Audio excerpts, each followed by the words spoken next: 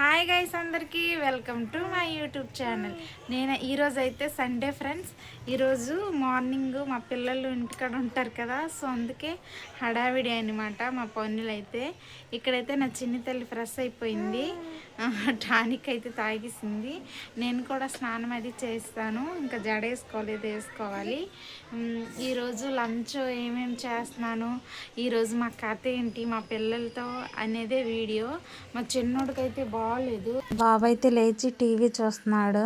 మా ఆయన మార్నింగ్ ఆటోకి వెళ్ళారు, ఇప్పుడైతే వస్తున్నారనమాట. కూర ఏం తీసుకురాలేదు, సండే కానీ మా బాబుకి ఫీవర్ ఉండడం వల్ల నాన్ వెజ్ ఏం వండకుండా మేము కూడా పులిహోర చేసుకున్నాము. నేను వంట చేస్తున్నాను, మా ఆయన కాళ్ళు చేతులు కడుక్కొని మా చిన్న తల్లికి ఎత్తుకున్నాడు.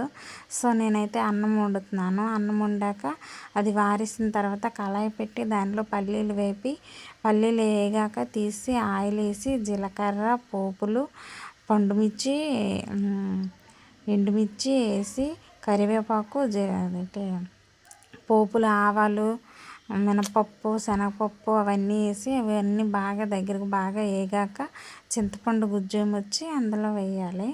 అలా వేసి దగ్గర పడ్డాక రైస్ వేసి కలిపేయడమే, అంతేనండి. చాలా సింపుల్ పులిహోర అయితే. ఇది చింతపండుతో చేసిన పులిహోర అనమాట. సో ఇలా నేను కలిపేసేసుకున్నాను రైసు. ఈ రైస్ కిచెన్లో ఇలా కనిపిస్తుంది. ప్లేట్లోనికి అయితే తీసేసుకొని మీ ఇద్దరం అయితే తినేసామన్నమాట. మా బాబు టిఫిన్ తినేసాడు, ఇడ్లీ తెప్పించాను. ఇక్కడైతే నేను నెక్స్ట్ డేకి దోశలకని చెప్పేసి ఇది రుబ్బైతే రెడీ చేస్తున్నాను. 2 గ్లాసులు రైస్ వేసుకున్నాను, అంగన్వాడీలో ఇచ్చిన రైస్ అనమాట. బాగా చూసుకోండి, అవి బాగా నేను అవి రాళ్ళవి ఏరేసుకొని కడిగేసుకున్నాను. 2 గ్లాసుల రైస్కి 1 గ్లాస్ మినపప్పు, 1 గ్లాసున్నర అటుకులు తీసుకున్నాను అనమాట.